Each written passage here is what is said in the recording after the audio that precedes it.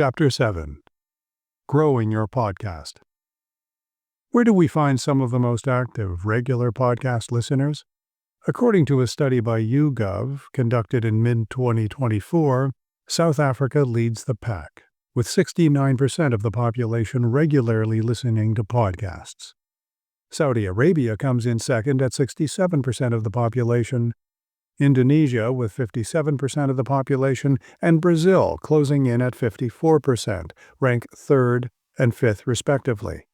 Interestingly, new data from Edison Research reports an all-time high in the U.S., showing that 55% of Americans aged 12 years and above are monthly consumers of podcasts.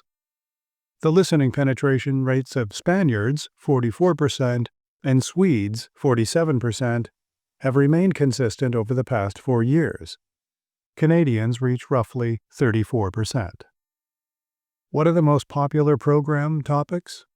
Listeners report their favorites as true crime and entertainment, two topics that have held the top spots for a few years now. And the number of programs, that is, new podcasts being launched each year in all formats and topics, is growing at an almost exponential rate. So we're seeing the number of programs growing, the spectrum of topics and formats increasing, the number of listeners as well as the listener penetration rates all increasing year on year.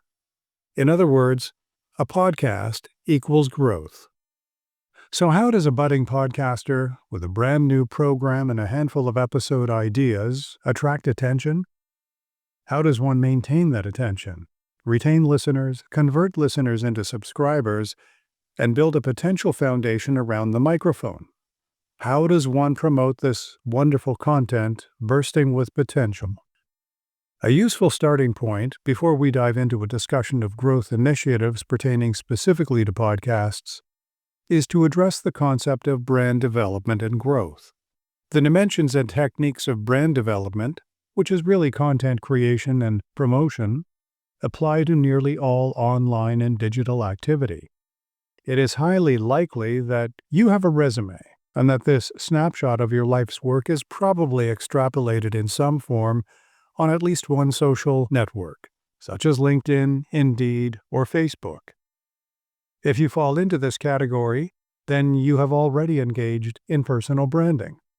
Put simply, personal branding is about promoting yourself in ways that establish credibility and authority. The exercise helps position yourself as a leader or an expert in your field of endeavor, and it also lets viewers of your profile get a glimpse of who you are and what you're all about. Hence the importance of concise yet fulsome bios positioned at the masthead of your online resume or those that are attached to a Google profile. It is this information you ideally want to appear in someone's search results about you.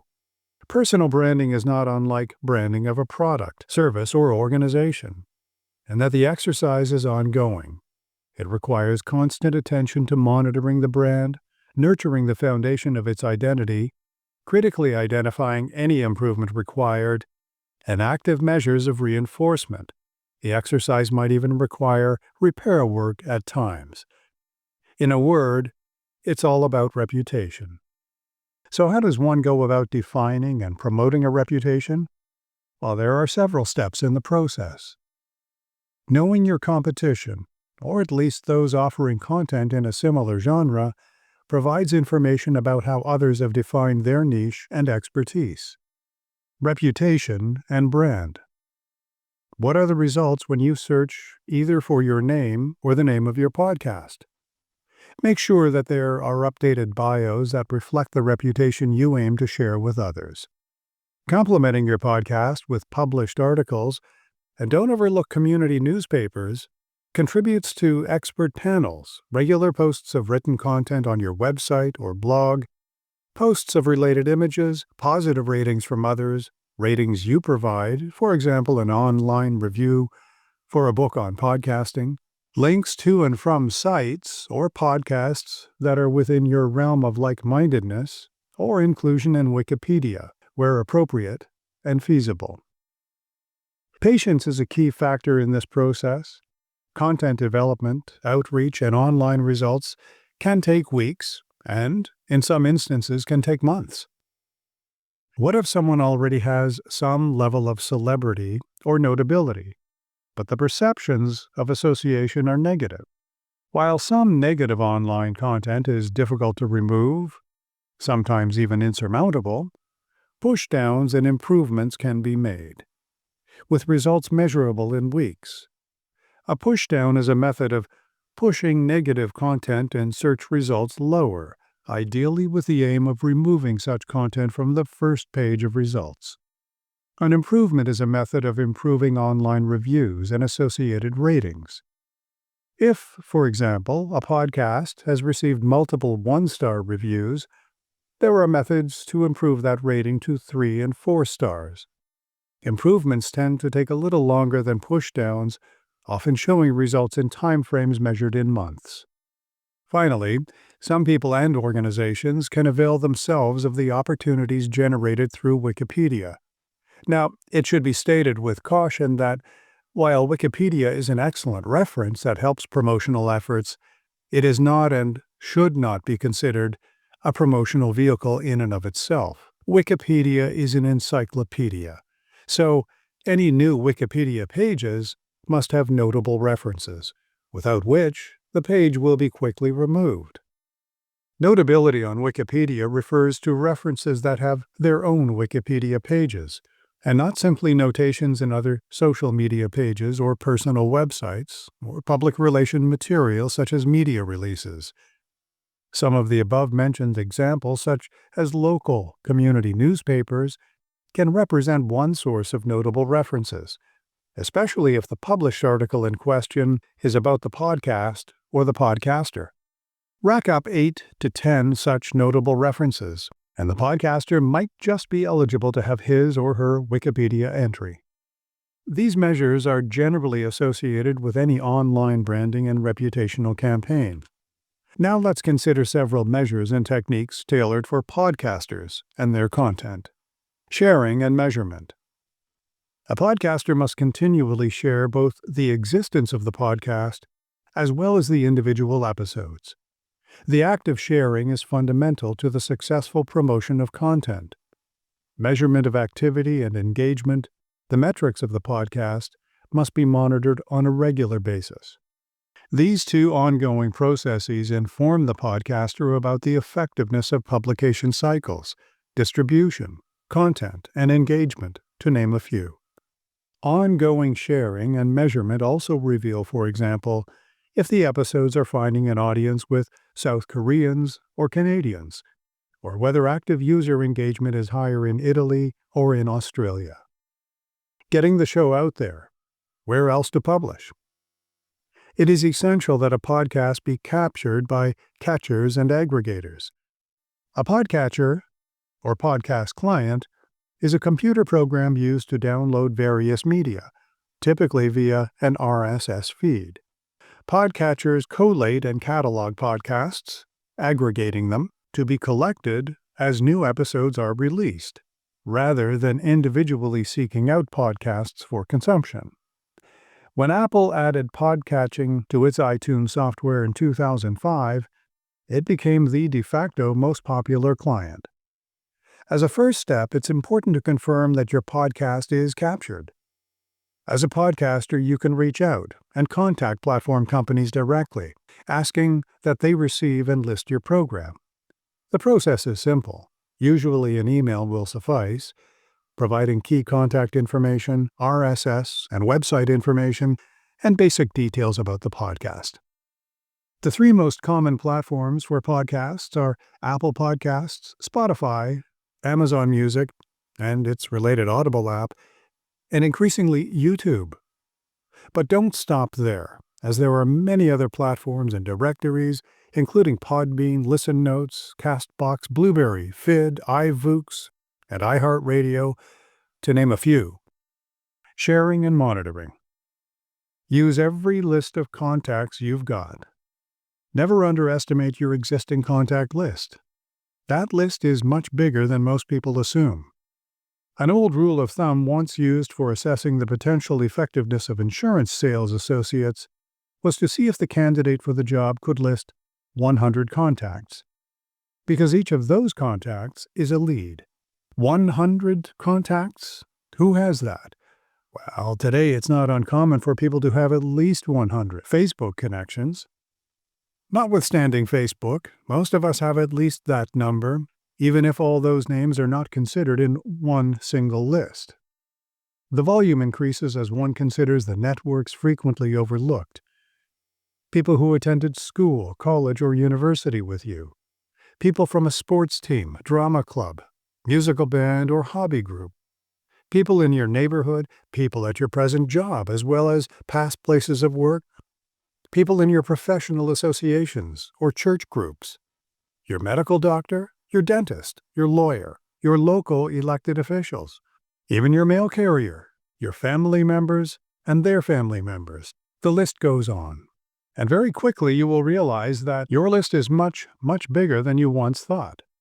The list expands again for those people who are active on social media. When considering every contact, friend, and follower, starting a base with your own contact list is hugely important. Grow your presence first with your existing contacts and networks. Introduce things through email to everyone you know, and ask each of them to do something specific and simple, like sharing your original message with 3 of their contacts. It all starts somewhere. Like the insurance sales associate I just described, that person needs to think of at least 100 names of people that he or she knows. Those names are the preliminary leads for outreach, listeners, subscribers, and user engagement. They are also the names that probably already reside within your sphere of trust, that place where your voice already has a level of influence and authority. Despite the world becoming more digital by the day, word of mouth is as important today as it ever has been. Get to know where you do well with your episodes and where you don't. While you might start out by coordinating your distribution and outreach on multiple social media channels simultaneously, you'll likely do better on some more than others. Maintain a constant monitor on analytics every time you communicate something. Just because one of your episodes received a good response through one platform doesn't mean that level of success will be matched on another. Learn how and where you're engaging people's interest. Aim to build from that potential. How and why to claim. What does it mean by claiming a podcast?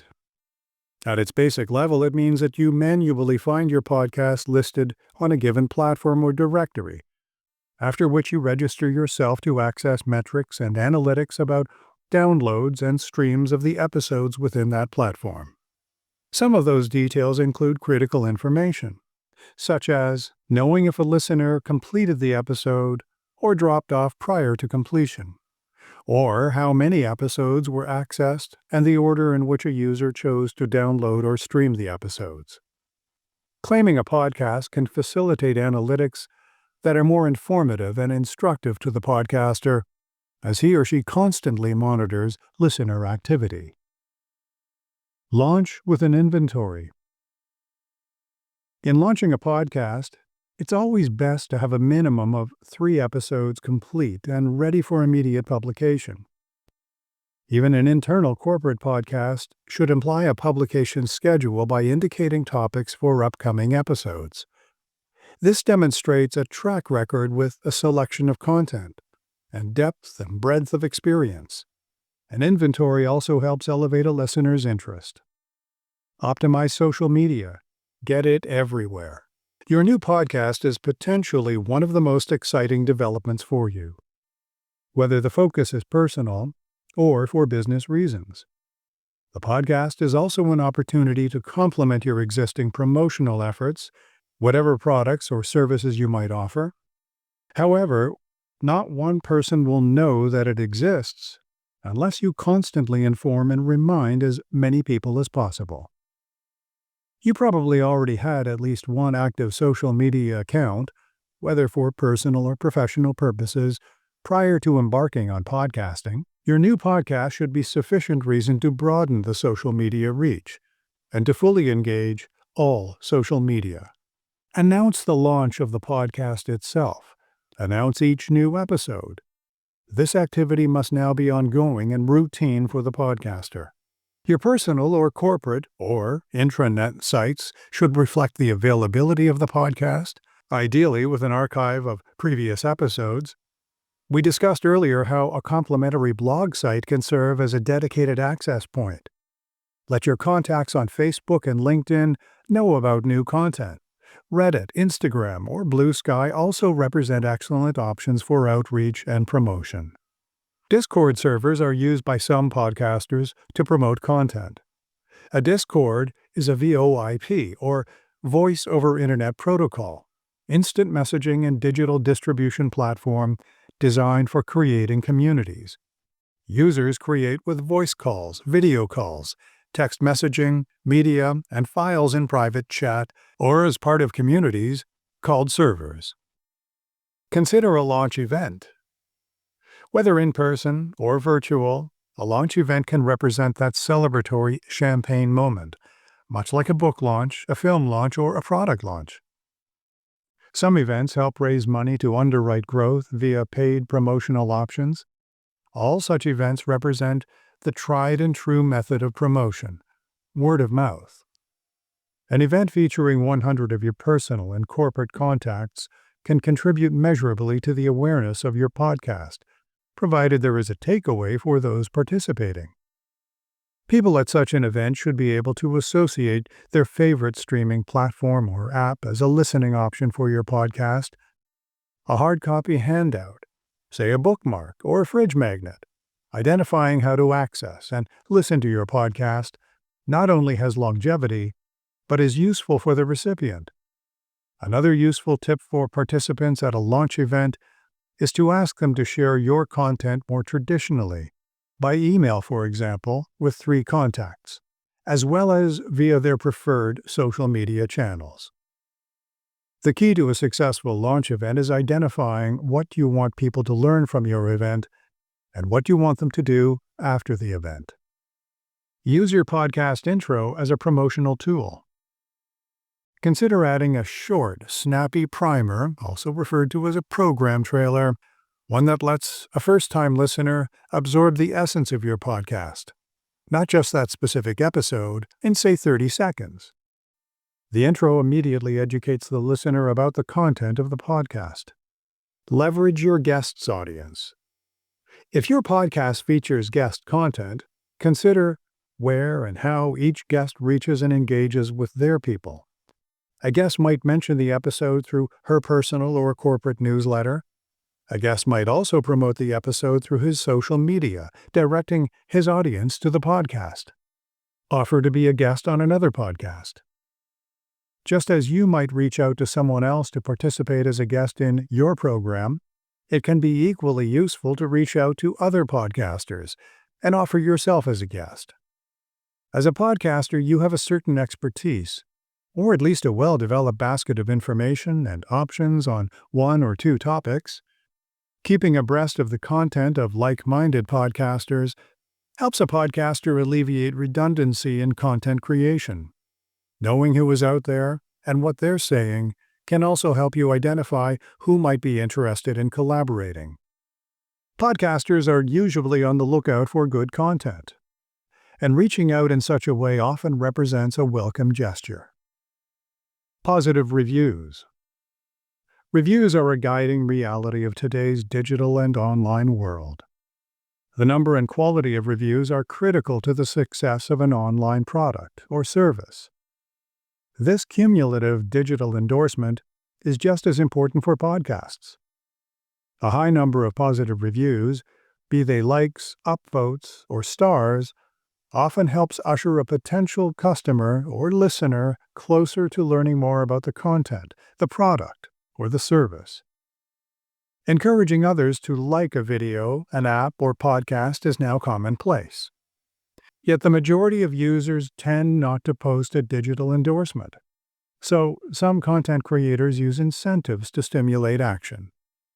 Provided the user genuinely likes the content, some content creators will dangle an incentive for the user to post an endorsement, perhaps by offering a free product, reduced service fee, a free subscription, or some type of merchandise. Connect with other content creators, podcasters, and influencers. Reach out to influencers or content creators to see if they will reference or mention your podcast. This method is typically used by creators and companies when launching or reinforcing a product or online content. The terms and conditions for each influencer and other content creators will vary, so a bit of outreach and legwork is required. That said, a reference or endorsement of your podcast by an influencer with tens of thousands upon thousands of listeners or followers might contribute to growing your podcast. Growth of your podcast opens greater opportunity for monetization. We've discussed many ways to help achieve growth of your podcast. That said, there are some podcasters who do not desire growth. Some podcasters create and publish content for purely personal satisfaction or edification, even to learn new skills, something not entirely dissimilar to ham radio operators. Other podcasters, like a corporate CEO launching an internal podcast, are looking to identify ways to more effectively connect and engage with staff, as well as to augment or replace existing communication methods. Some podcasters simply want to reinforce the strength and connections of an existing community. Then there are those who don't care if anyone is listening at all to their content. Podcasters who hold strong opinions about issues and use their podcasts as personal soapboxes. In fact, there have been instances when a podcaster's program has become so popular and successful, reaching ever greater numbers of people than they ever imagined, that the podcast then shuts down. Growing your podcast should not constitute a goal for its own sake. Identify if growth is appropriate for you as a podcaster and for the content you are presenting. Growth requires a monitoring of numbers and various analytics, but growth, if desired, should be identified at the outset as a primary measure of success, or whether there are other more suitable measures of success for your podcast.